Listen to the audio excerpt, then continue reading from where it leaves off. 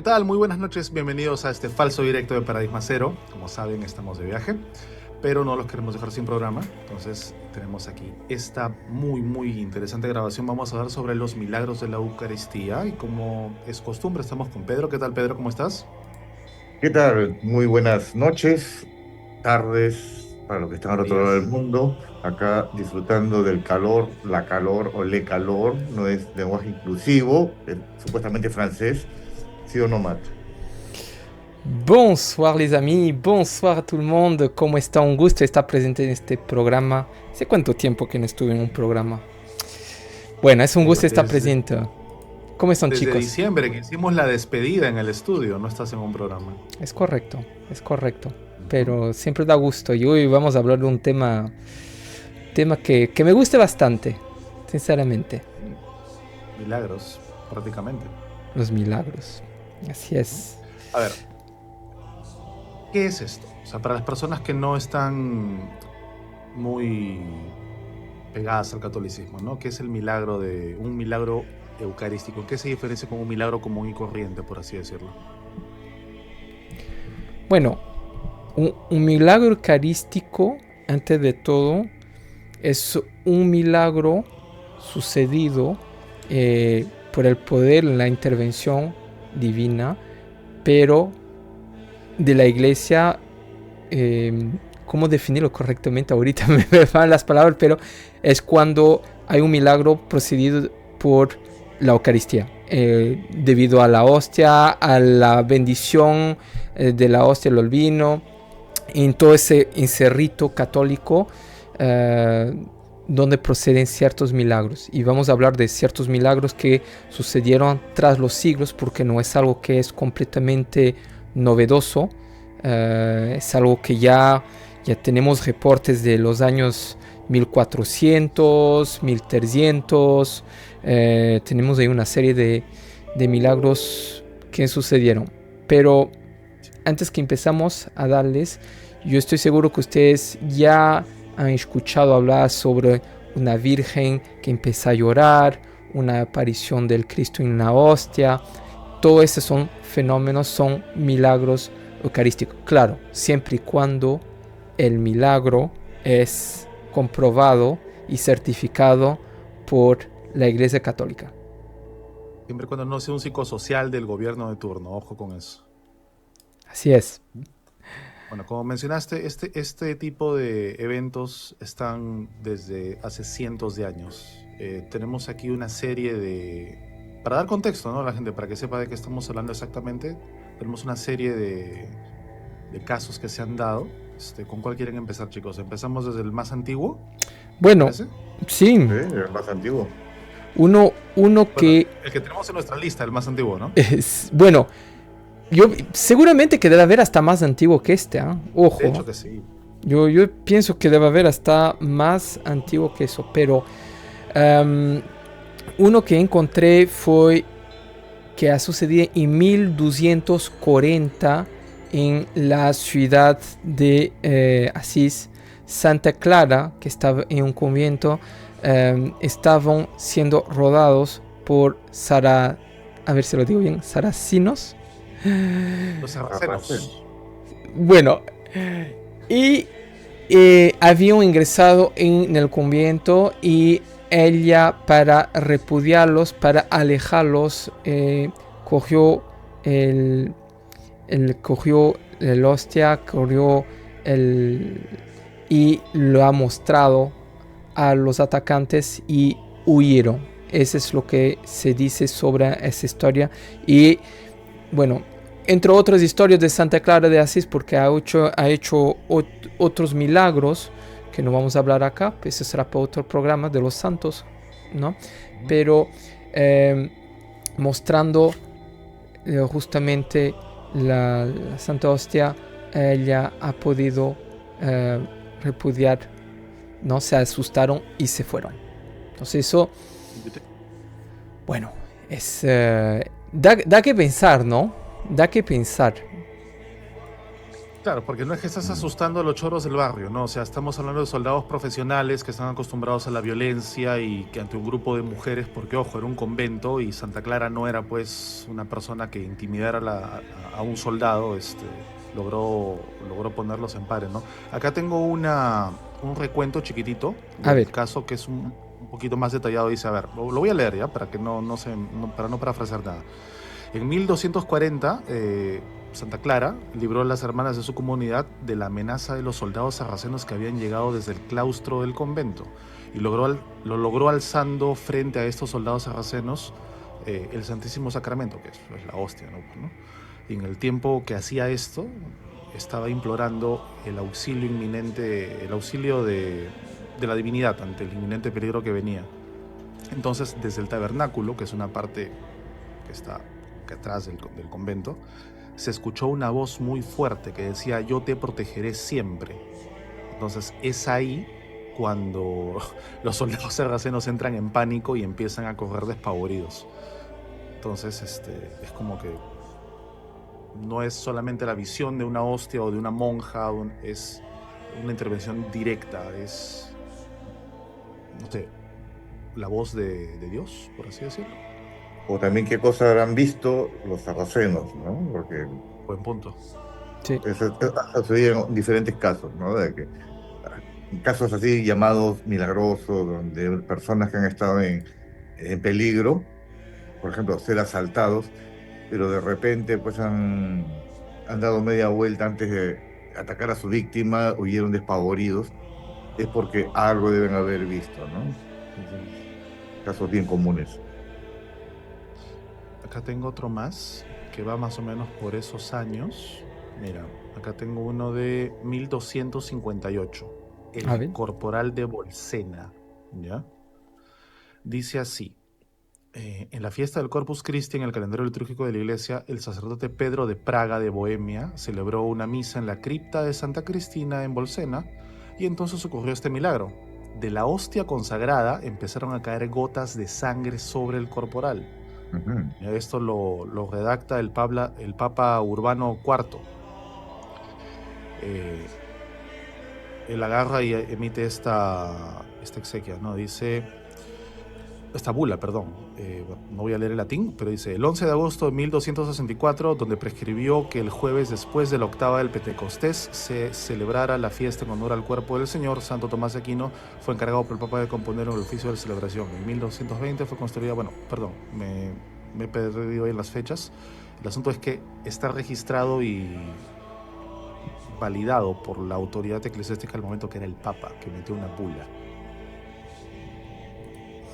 ¿No? Muy interesante eso. Hay bastantes reportes, ¿no? De la antigüedad sobre estos casos, ¿no? Ahora, quizás uno podría pensar, ¿no? Ay, es una exageración para jalar fieles, para tener el temor a Dios, pero, ok, podría ser un argumento válido si es que nos fijamos solamente en los registros antiguos, pero hay casos muchísimo más recientes, ya bien entrada pues la época actual, por así decirlo, ¿no? Tenemos uno por aquí bien interesante que sucedió en Venezuela, el 8 de diciembre de 1991, durante la vigilia del Día de la Inmaculada Concepción, mientras el padre Oti Osa, ojo, nombre y apellido, celebraba la misa en la capilla del Santuario de Betania.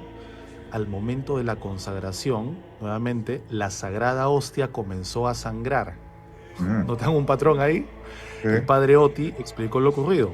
Partí la hostia en 4 partes y cuando miré el platillo no podía creer lo que veía en mis ojos. Vi una mancha roja formándose en la hostia y de ella comenzaba a emanar una sustancia roja, de modo similar a la manera de que la sangre sale de una perforación. Después de la misa tomé la hostia y la protegí en el santuario.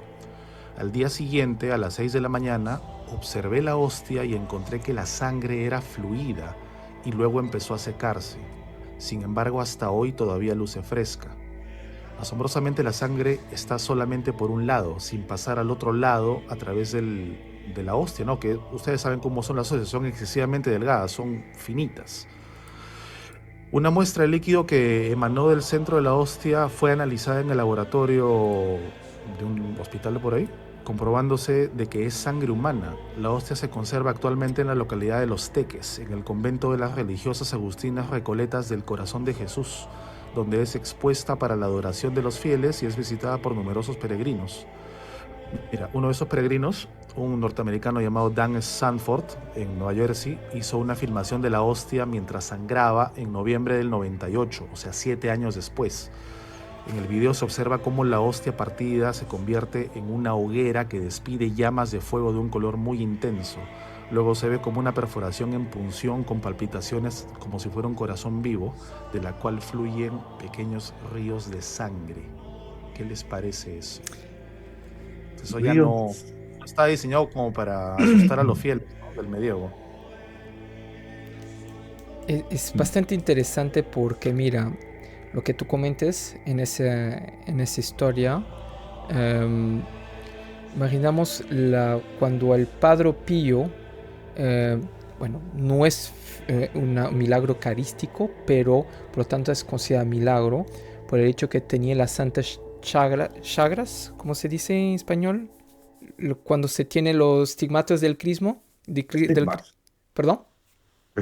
Estigmas, ya. Pues hicieron análisis de sangre, siempre botaba sangre y no era su sangre a él, ya. Y era continua. Entonces es interesante de ver que la hostia seguía emanando sangre, ¿ya?, de forma continua. Es interesante. Es un poco parecido también a las virgen o las estatuas que sangran. Y claro, hay algunos temas falsos, definitivamente, para llamar creyentes, y la iglesia lo sabe y ha hecho cierta investigación sobre ciertos fenómenos que no fueron considerados milagros, pero más estafas. Pero hubo bien estatuas que empezaron a sangrarlas de los ojos, ¿ya? Hubo también ciertas estatuas que movieron los pies.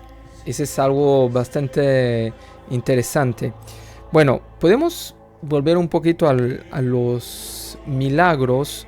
Hay un milagro que es el milagro de Tumaco en Colombia. No sé si escucharon sobre este. Ya. Lo voy a poner acá un poco de imagen.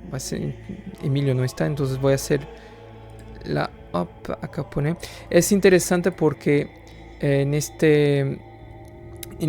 31 de enero de 1906 hubo un gran terremoto, ya, y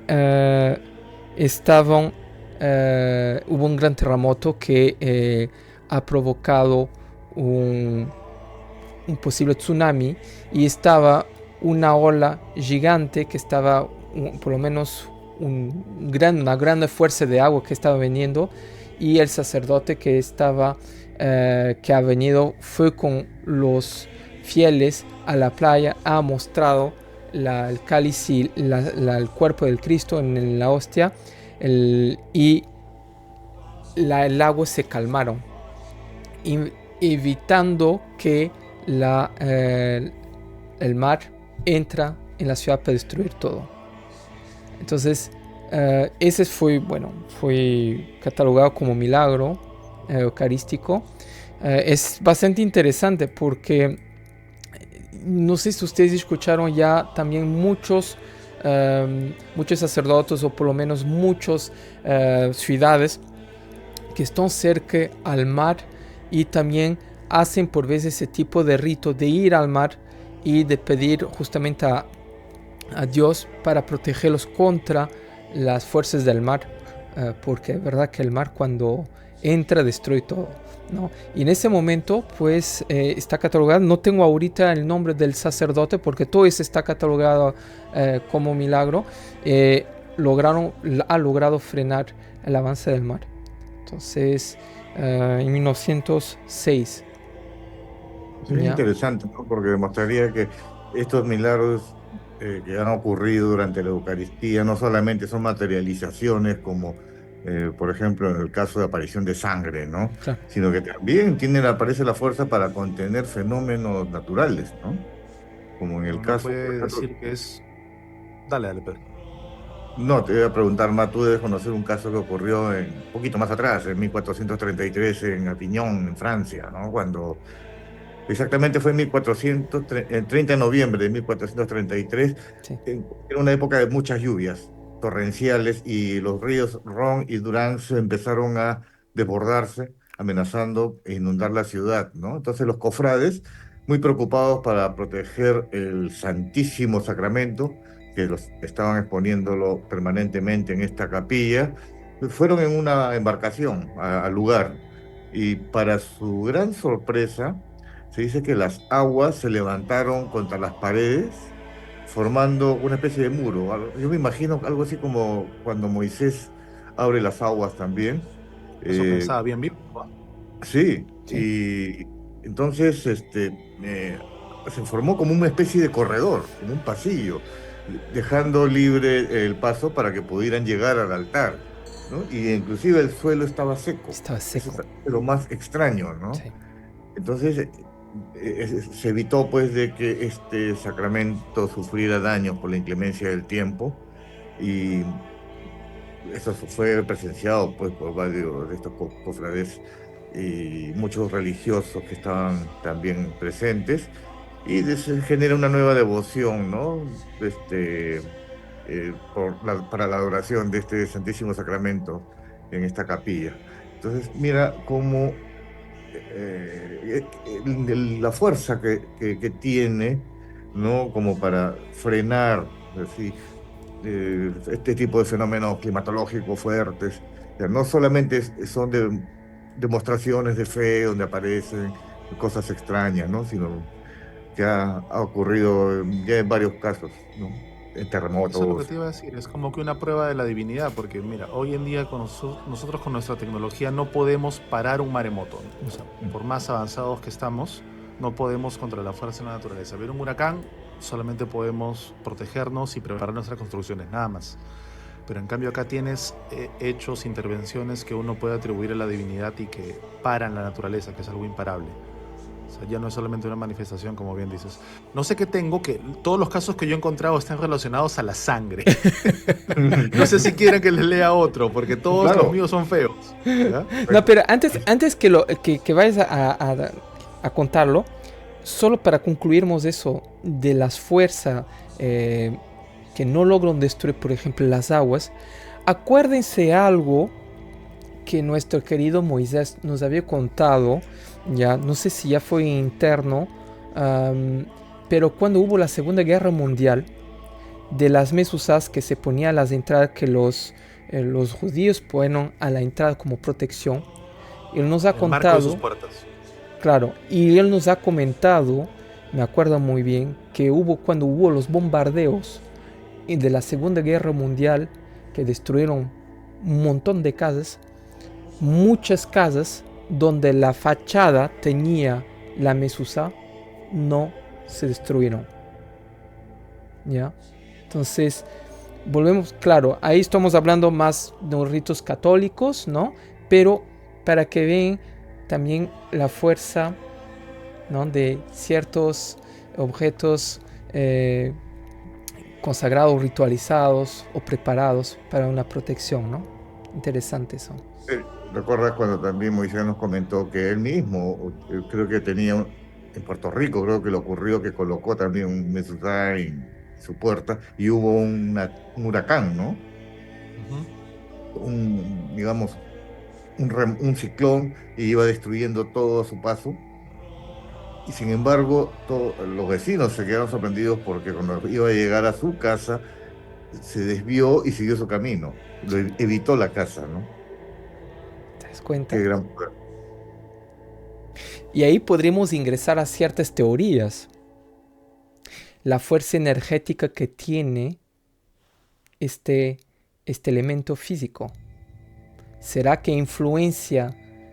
Ahí son teorías que me puedo ir, que me voy, ¿ya? Pero ¿será que estos elementos, el hecho que tiene una fuerza divina o un rito o una consagración divina, puede influenciar los elementos que son hechos a base de energía o todo lo que es alrededor. Es algo que podemos, ¿no? ¿Cuántos también terremotos que hubo, ¿no? Que lograron destruir un montón de casas y ciertas iglesias, por lo tanto se quedaron de pie, o solamente las paredes de la iglesia se destruyeron, pero por lo tanto se quedó el altar de pie con la cruz. Ya son otro de muchos ejemplos. Claro, ahí por ejemplo tienes, claro, no tiene que ver mucho con la Eucaristía, pero finalmente es una imagen religiosa la que se le atribuye al Señor de los Milagros, ¿no? Que es el Cristo Moreno, acá que todo se derrumbó y quedó este mural que fue pintado pues por este señor y al final mira cómo ha desembocado, ¿no? En la procesión del Señor de los Milagros, que está asociada en cierta forma a Pachacamac y a los terremotos, a los temblores, y se mantiene. Ahora yo me pregunto, ¿por qué en algunos casos sí funciona y en otros no? Viene a mi mente un caso muy reciente, ¿no? El terremoto que tuvimos en Ica, en Pisco. Mucha gente se fue a refugiar a esa iglesia y todos perecieron. Y yo estoy seguro que, o sea, el párroco, el cura en ese momento no lo hizo de loco. Yo creo que él sí tenía fe y quizás en algún punto de su creencia y su corazón habrá pensado, esta es la única forma que tengo de protegerlos, y quizás estuvieron todos juntos ahí, ¿no? Pidiendo ayuda, invocando, y ahí no funcionó.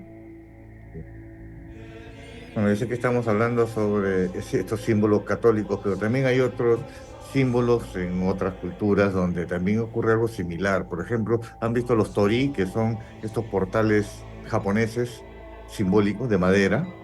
Claro, que son así. Sí. También se les atribuye extraño poder por lo que parecen ser indestructibles, ¿no? Han soportado, por ejemplo, en la década de los años 20 del siglo pasado, hubo un gran terremoto y un gran incendio en Japón, y los torii permanecieron intactos, ¿no? Igual en los bombardeos de Hiroshima y Nagasaki también, ¿no? Mientras que todo fue destruido, ¿no?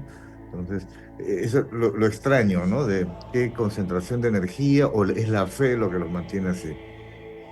O es una concentración de energía activada por la fe. Puede ser. También.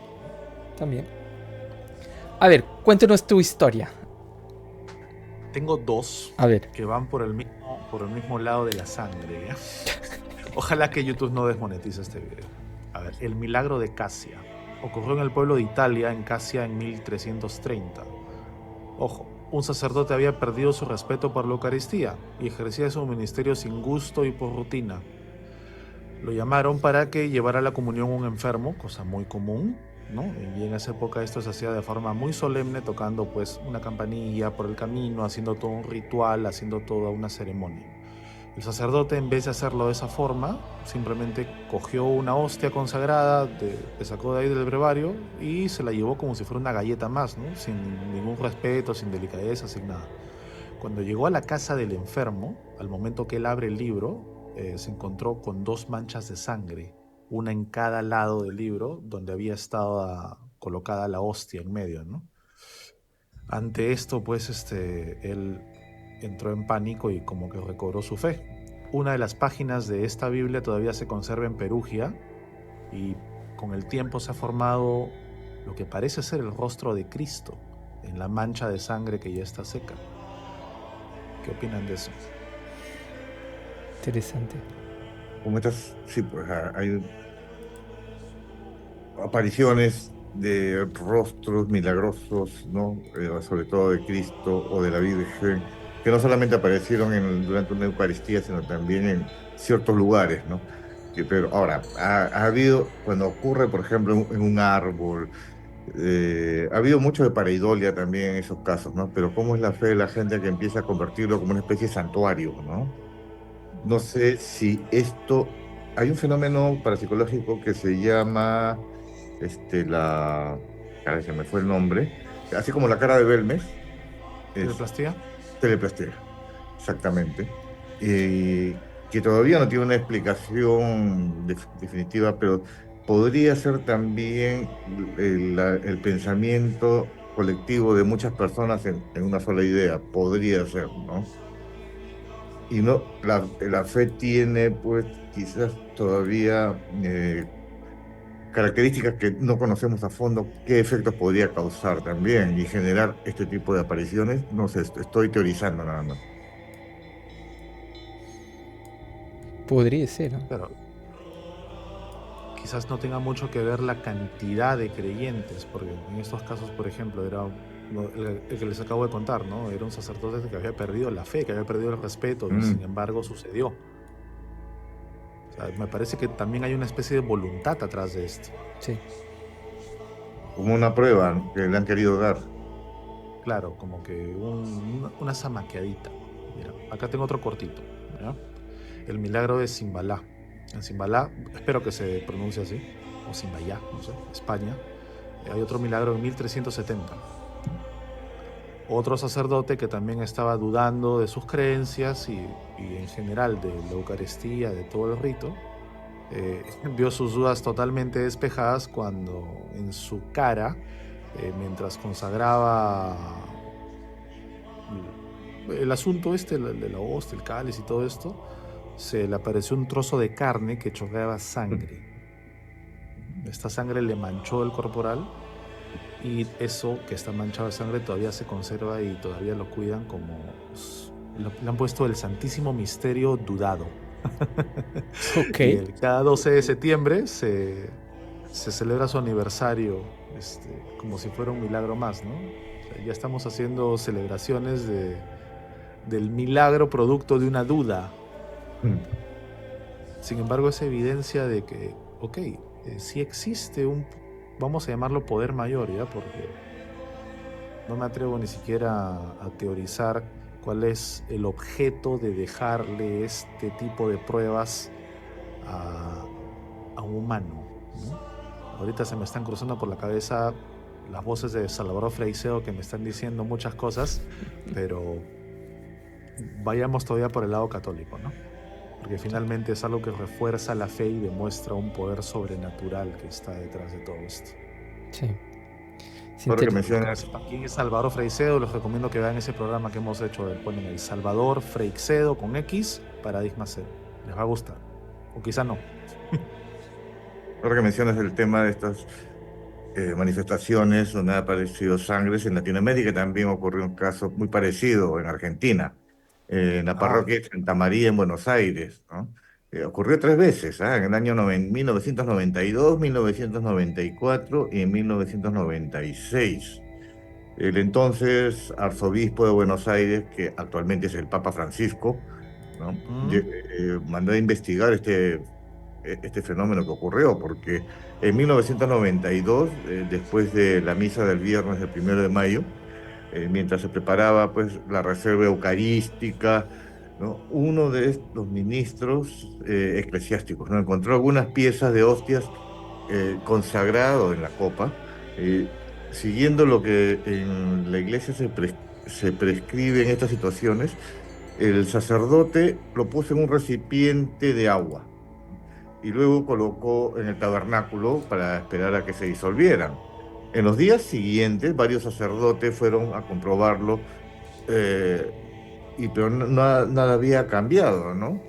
Pasó 7 días después y un viernes, 8 de mayo, abrieron el tabernáculo y vieron que los fragmentos de la hostia se habían convertido en un color medio rojizo, muy parecido a la sangre, dice.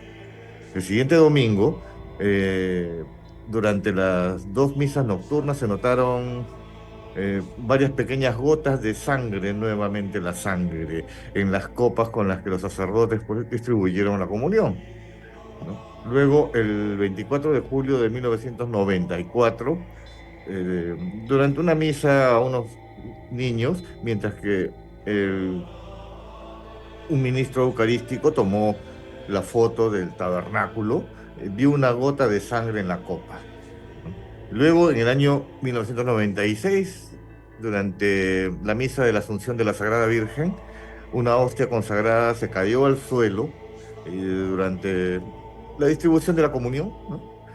Y tuvo que ser colocada nuevamente en agua para que se disolviera. 9 días después abrieron el tabernáculo y comprobaron nuevamente que esta hostia se había transformado en sangre. El fenómeno de la sangre, ¿no? Claro, tiene un simbolismo, ¿no? Supuestamente es la sangre de Cristo, ¿no? Pero, ¿por qué 3 veces en un Bueno, lugar? si vamos como Que el si link, no les ha quedado claro en la primera, les voy a mostrar hasta que me crean, ¿no? claro, 3 veces la Trinidad, pero es algo, este fenómeno pasó hace en los años 90, entonces ¿Sí? no es algo, estamos hablando unos 30 años atrás, ¿ya? Me parece que ese fue el que llevaron a analizar. Creo que sí, ¿no? Claro, el Papa Francisco mandó a investigar este hecho. Sí, la conclusión fue de que había sido como que restos o sangre que había pertenecido pues a un humano. Sí. Y no es algo que uno cargue en el bolsillo así, ¿no? Así Ujú. nada más. Y que menos pueda colocar ahí. Y había muchos testigos como para pensar que fue manipulado. Mira, antes de irnos, quiero volver a años atrás, ¿ya? Todavía en Francia, en la ciudad de Pessac, ya estamos en el año 1643, donde se estaba celebrando el Jueves Santo, llegando casi a Pascua.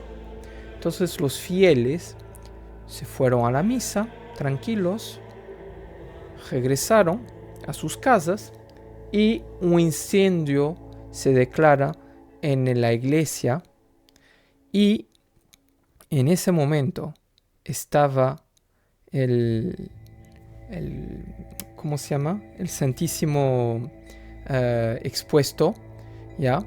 Un cáliz con la hostia, ¿ya?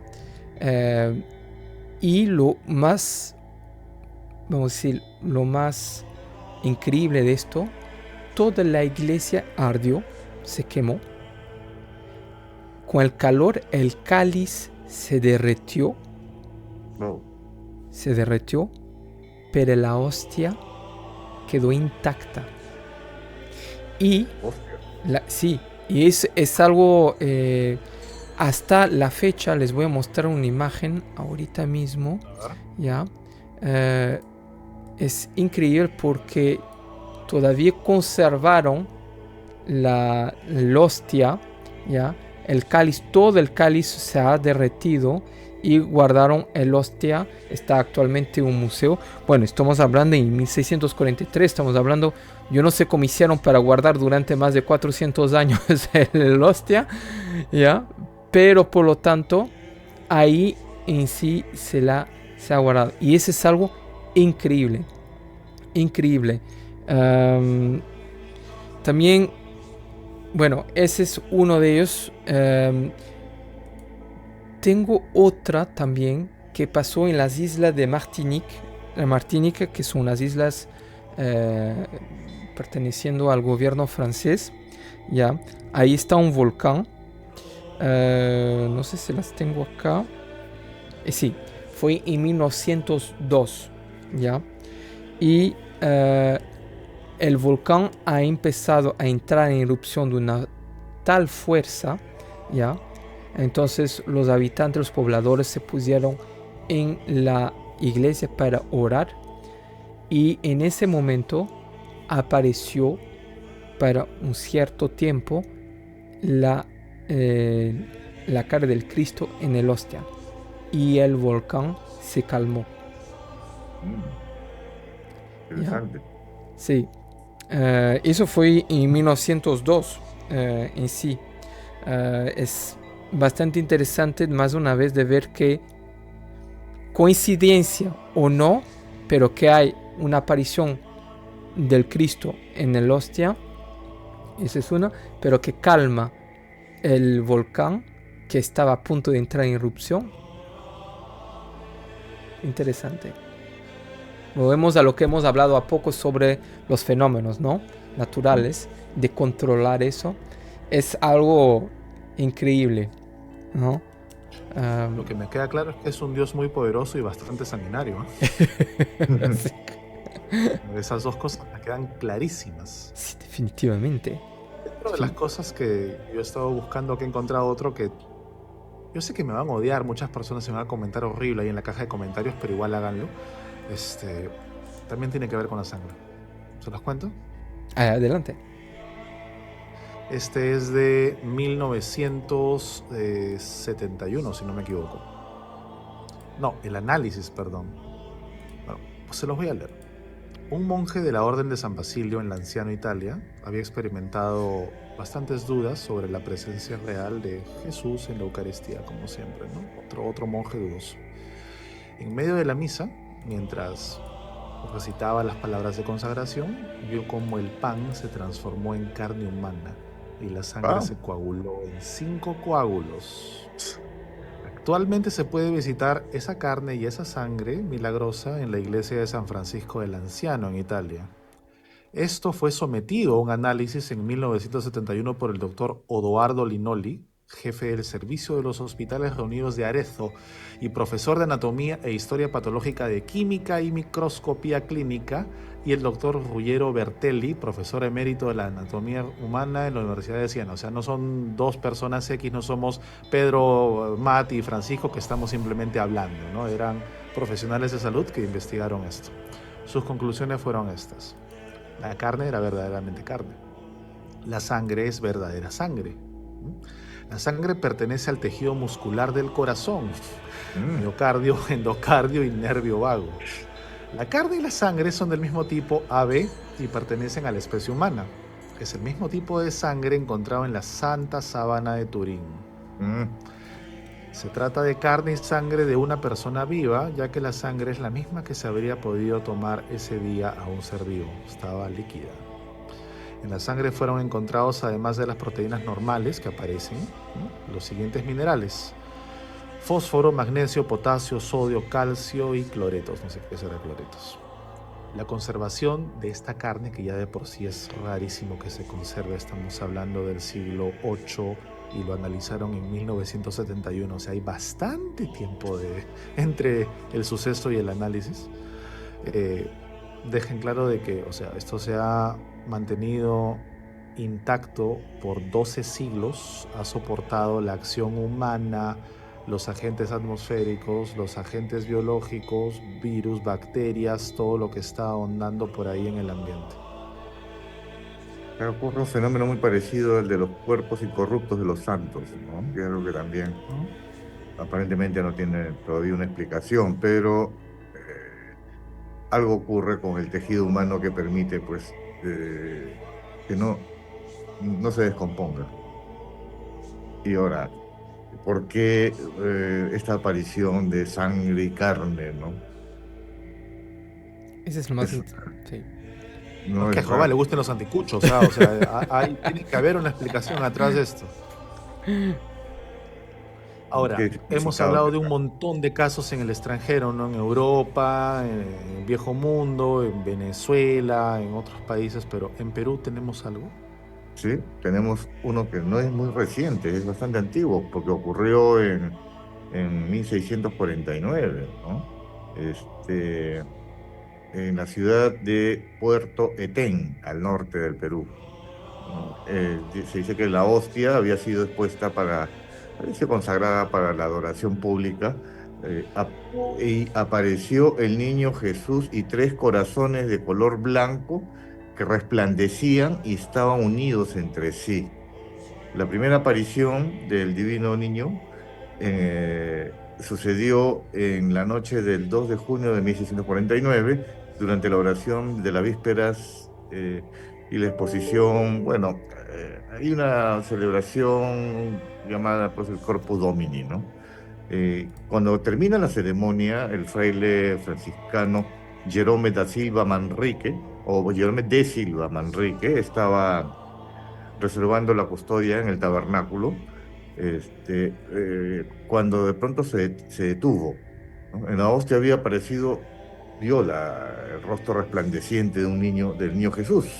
Estaba rodeado, dice, unos rizos color castaño que le llegaban hasta los hombros, y los fieles que estaban presentes también pudieron ver eso.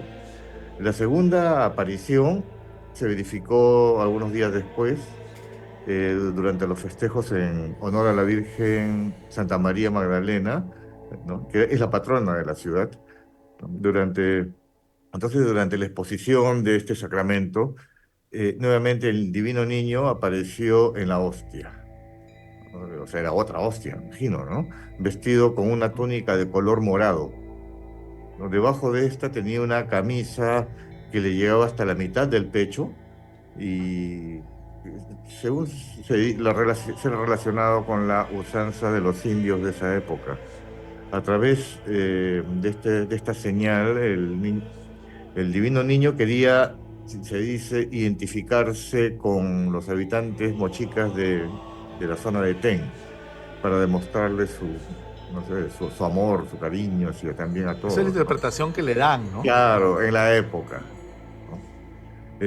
Durante esta aparición, que duró más o menos unos 15 minutos, pues muchos vieron que en la hostia aparecían 3 pequeños corazones blancos que estaban como unidos, simbolizando, y es también otra interpretación, a las 3 personas de la Santísima Trinidad, o sea, Padre, Hijo, Espíritu Santo, ¿no? Bueno, incluso hasta la actualidad, la fiesta en honor al milagroso niño de Ten, ¿no?, se realiza, y cada año siempre convoca, pues, a miles de fieles. Interesante.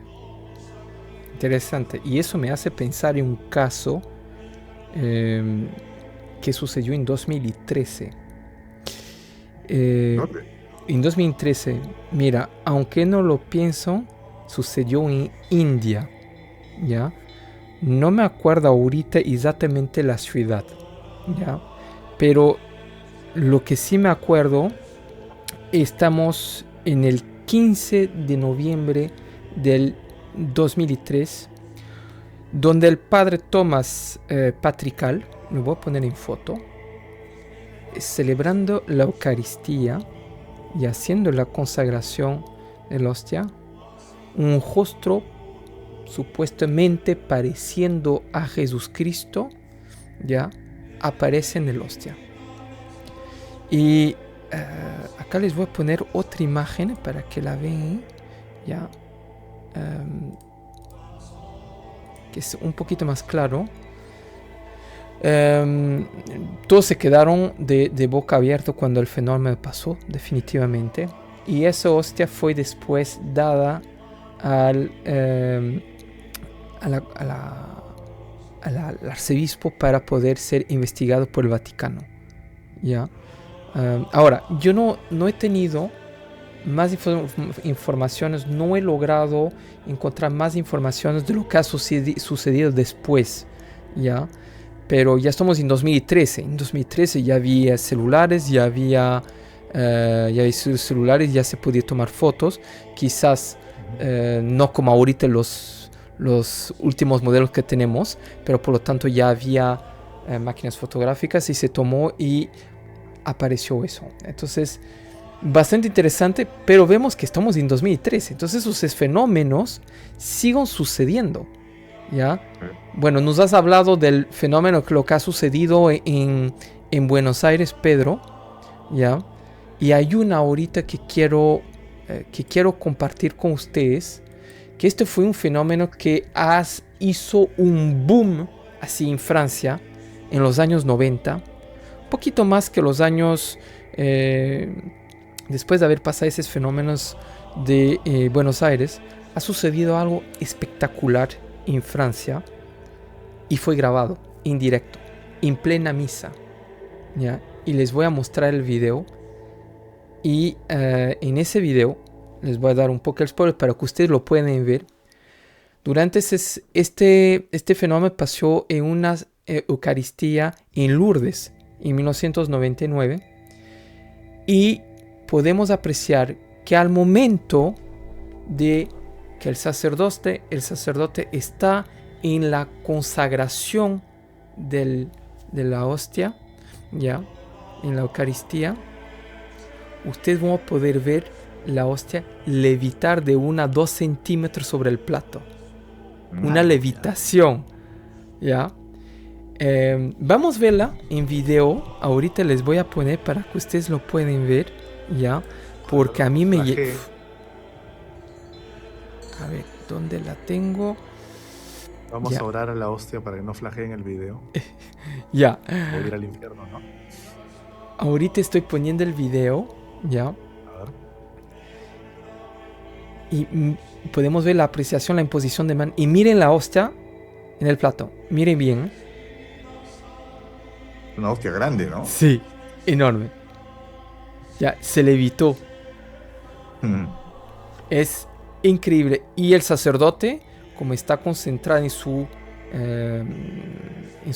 oración, ni siquiera se percata. No se percata, hace la consagración normal. Con los ojos cerrados, pues. ¿Cómo? Está con los ojos cerrados. Claro. Claro. Está con los ojos cerrados y está haciendo y sigue haciendo la señal de la Santa Cruz. Sí. Correcto. Y vemos la hostia completamente. El de la derecha sí se ha dado cuenta. Sí. Sí.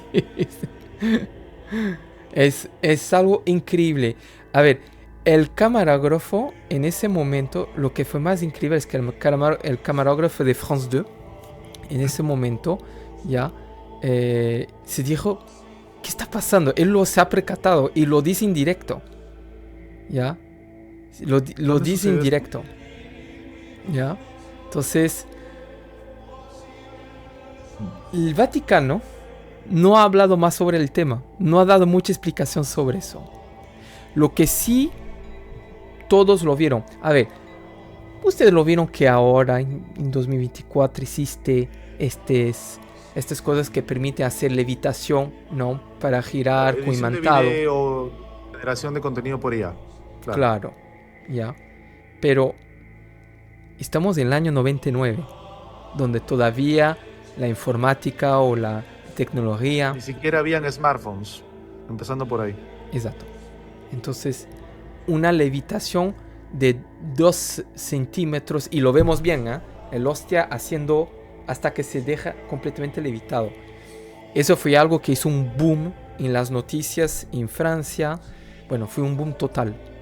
Ya, es increíble.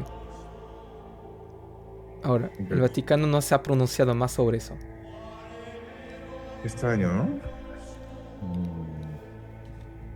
Eso es lo que me dejó un poco perplexo. Bueno, me deja un poco sorprendido con el hecho que las autoridades de la iglesia eclesiásticas no se pronunciaron mucho sobre el fenómeno.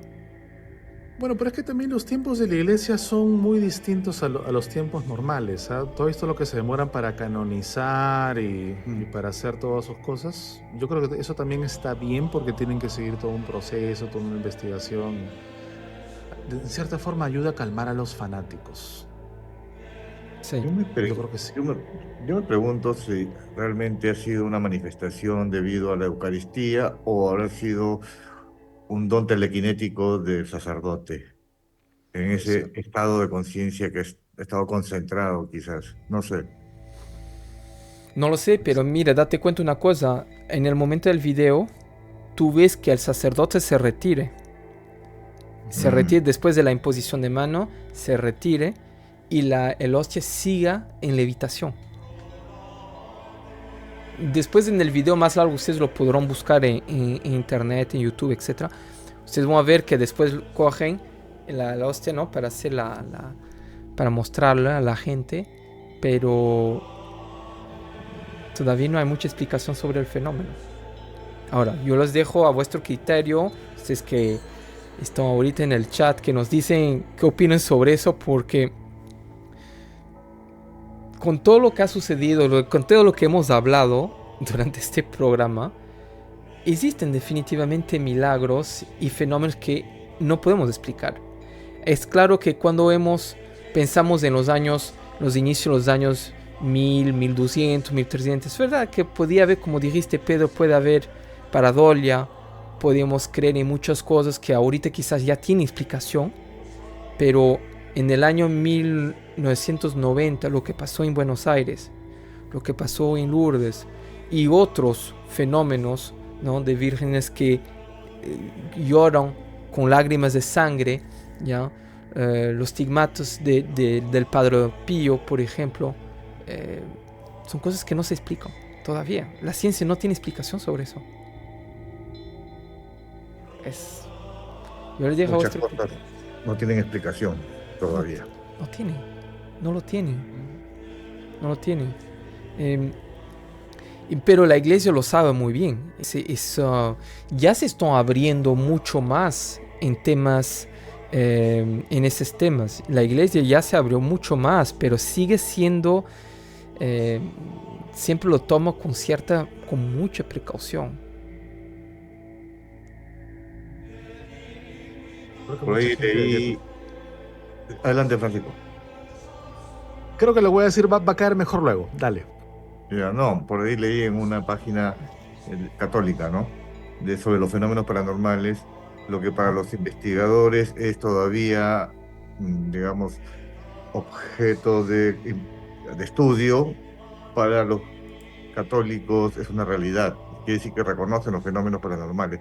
Solo que tiene tal vez una interpretación distinta, pero definitivamente sí existen, no es que digan, no, que esto no, estas cosas o son fraudes o simplemente es imaginación de la gente, sino que hay muchos de los fenómenos que son reconocidos, ¿no? Claro, pero ahí la visión es más pegada a la creencia, a la fe. Ya Sí. no se busca la mecánica ni la razón más allá de demostrar el poder de Dios. Uh-huh. Lo que iba a decir hace un rato, ya que estábamos hablando de las hostias, no sé si recuerdan que hace unos meses creo que fue que hubo un tema en redes sociales en Perú bastante fuerte por que estaban pidiéndole hostias a alguien para hacer brujerías y no sé qué más asuntos. Que excomulgaron inclusive a las conductoras. Sí. A modo de advertencia, porque esto ya ha pasado antes, acá tengo un casito que les puede interesar. Esto ocurrió en el siglo XIII, se le dice el milagro eucarístico de Santarém. Cuando una mujer buscó ayuda a una hechicera para tratar con su marido infiel, la hechicera le aseguró a la mujer que podía deshacerse de su matrimonio por infidelidad a cambio de una hostia consagrada. Pongámonos en contexto, ¿no? En el siglo XIII no existía el divorcio como ahora y la iglesia era un poquito, estoy usando sarcasmo, un poquito más restrictiva que lo que es ahora, ¿no? Entonces la mujer va a buscar a esta bruja y fue a hacer caso a las indicaciones, ¿no? Fue a celebrar la misa en la iglesia de San Esteban y después de recibir la comunión sacó la hostia de su boca, la envolvió en su velo, la secó y la guardó para llevarse a la casa. Inmediatamente después de haber cometido este sacrilegio, la hostia comenzó a sangrar. Dale otra vez la sangre. Ajá. La mujer guardó la hostia, a pesar que estaba sangrando, en un baúl en su habitación. Entonces, en medio de la noche, de ese baúl empezó a salir una luz brillante que despertó al matrimonio. Ella, asustadísima, le explica a su marido lo que había hecho y por qué lo había hecho, ¿no? Entonces la pareja se arrodilló y se arrepintieron de todos sus pecados, por supuesto que sí. A la mañana siguiente fueron a contarle lo que hicieron, bueno, lo que hizo la mujer al sacerdote de San Esteban, no se llama así, San Esteban, lo que había sucedido, ¿no? Entonces este sacerdote cogió esa hostia y la guardó en un recipiente de cera en la iglesia. La voz en el pueblo se corrió y llevó pues a que todos fueran a la iglesia para testificar o para tratar de tener un poco de ese milagro, ¿no? A ojos de los creyentes fue un milagro. Al momento que el sacerdote abrió el tabernáculo donde tenía pues guardada la hostia, descubrió otro milagro más. El recipiente de cera en el cual había guardado la hostia estaba hecho añicos. Y la hostia ahora estaba encerrada en una cosita de cristal, le dicen un pix. Esto lo terminaron colocando en una custodia de plata. Para los que no saben, una custodia es, no sé si han visto esas como que cosas que parecen un gran sol así de orfebrería, de metales preciosos. Ya, eso es una custodia, ¿no? La pusieron en una custodia de plata y los peregrinos pueden verla incluso hoy día. Está en la iglesia del Santo Milagro en esta localidad, ¿no? Que ya se me perdió el nombre ya. La iglesia de San Esteban. Entonces, incluso cuando van con intenciones brujeriles, pueden suceder estas cosas. Yo me imagino. Mucho cuidado.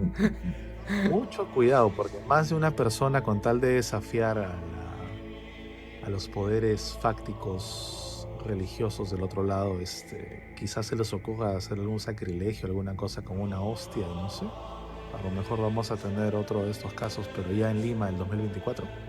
Blasfemio, risilla. Sí, interesante, ¿eh? Interesante ese tipo de fenómenos, ¿no? Todavía, y estoy seguro que va a seguir. Vamos a hablar de más fenómenos, ¿no? Transcurso de los años. Mientras exista el ser humano y el catolicismo, yo creo que este tipo de situaciones van a seguir existiendo. Ahora, lo interesante sería ver el paralelismo en otras religiones que también tienen que ver con la sangre, ¿no? Como Freixedo lo hizo en su libro Defendámonos de los dioses. Eso me deja a mí pensando mucho. Sí. Como debe ser interpretado como la esencia vital, o sea, el simbolismo de la vida, ¿no? En muchas culturas. Sí. ¿Por qué en la antigüedad se pedía tanta sangre? Eso ya lo hemos tratado en un programa. Sacrificio. Bueno, un tema bastante interesante y que pienso, y no hemos tocado otras historias porque hay muchos más. Ya, no las hemos tocado, pero por lo tanto es un tema bastante interesante. Bueno, hemos llegado casi a 1 hora de programa ya, pero tenemos avisos parroquiales. ¿Tenemos avisos parroquiales? Tenemos avisos parroquiales. ¿Avisos parroquiales, Mati? Avisos parroquiales. Tenemos el curso de los secretos del esoterismo tradicional francés. ¿Ya? Que no tiene nada que ver con robarse las hostias, ¿verdad? No. Yo justo ahorita está pasando el video. Pero Secreto es un curso que se va a dictar el día 18 de mayo, ¿ya? En el Hotel Estelar y Miraflores. Si no puedes participar, también puedes asistir vía Zoom a partir de las 15 de la tarde. Es un curso que va a ser súper interesante si quieres conocer ciertas prácticas de cómo trabajamos en Francia siglo tras siglos en el esoterismo. Ahí vamos a hablar de magia, vamos a hablar también de sanaciones, de formas de terapias de sanaciones, de cómo trabajar con los santos. Te invito, si te interesa inscribirte al curso, los cupos son limitados, de irte a la página promystical.com/cursos, y ahí vas a tener toda la info, el precio, lo que viene en el curso, el temario, todo. No te lo vayas a perder. Realmente me lo pidieron, mucha gente me ha pedido este curso, y voy a poder ahorita estar en Perú en mayo, poder hacer ese curso. Entonces no te lo pierdas definitivamente. Y para los que se encuentran en el extranjero y quieren seguir el curso. Exactamente, pueden inscribirse porque tendrá en directo el curso. El curso estará emitido de forma directa vía Zoom. Entonces podrán hacer la sesión de preguntas y respuestas, podrán participar en toda la sesión del curso, y además de eso, después los participantes que sean presencial o virtuales tendrán acceso al curso durante 2 semanas, a la grabación durante 2 semanas. Además de esto, también vamos a tener una separata impresa. Para ustedes virtuales tendrán en PDF. Vamos a tener coffee break, vamos a tener algunos regalos. Si vienes a Perú, por si acaso, si estás fuera y que tienes a Perú, puedes mandar a alguien a venir a buscar los regalos que vamos a obsequiar también ahí. Bueno, el curso va a ser súper chévere. Vamos a pasar un momento ahí fantástico y vamos a aprender cositas interesantes. ¿Cuántas horas son? Son 5 horas y media, exactamente.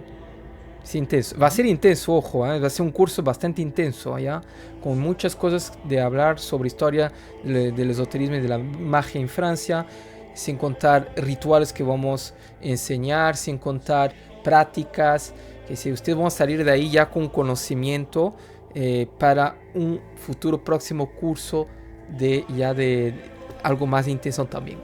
Ya, entonces va a ser espectacular. Para que no estén acudiendo a personas que les pidan robarse hostias y hacer sacrilegios. Además está en una zona bastante céntrica, ¿no? Largo con Benavides, ¿no?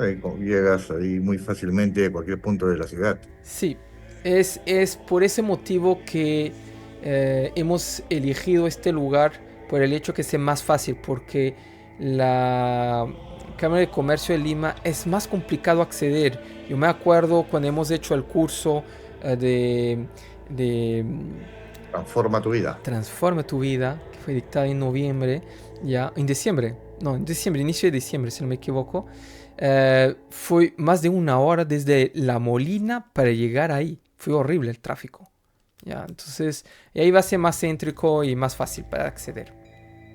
Sí, y de hecho tienen la playa de estacionamiento del Parque Kennedy si es que van en vehículo y si no, pues pueden llegar por un metropolitano, líneas de bus, taxis, es de muy fácil acceso. Exactamente. Bueno, ya saben, no se lo pierdan. Muy bien. Uy, tienes ahí algo blanco que ha aparecido atrás tuyo. Creo que te están reclamando el lado, Mati. Se te abrió un portal. Sí, sí. Voy a invitar a nuestros seguidores a comentar en la caja de comentarios, ¿no? Si conocen algún otro caso de milagros eucarísticos. O si han escuchado de primera mano alguna experiencia de este tipo. Ojo a las personas que comenten sobre creencias y fundamentos. Todo bien, recuerden siempre el respeto, sin atacarse mutuamente y por favor no nos lancen, especialmente a mí, muchos tomates. Con calma. Solamente estamos exponiendo ideas. Pero Francisco, ya estás acostumbrado. Yo sé que soy el hereje del grupo, si es que me van a caer varios. Con calma, con amor, con cariño. Como predica. Con cariño, pues. con cariño. Tomates, pero con cariño. Bueno, muy bien. Hemos terminado este programa. Así es, con nosotros hasta otra oportunidad. Gracias, Pedro. Gracias también. Nos vemos el martes, ¿ah? O el viernes. O el viernes. ¿Sabes? El destino decida. Merci les amis, muchísimas gracias. Nos vemos en un próximo programa. Cuídense. Gracias a todos, cuídense mucho. Chau. Salut les amis, ciao.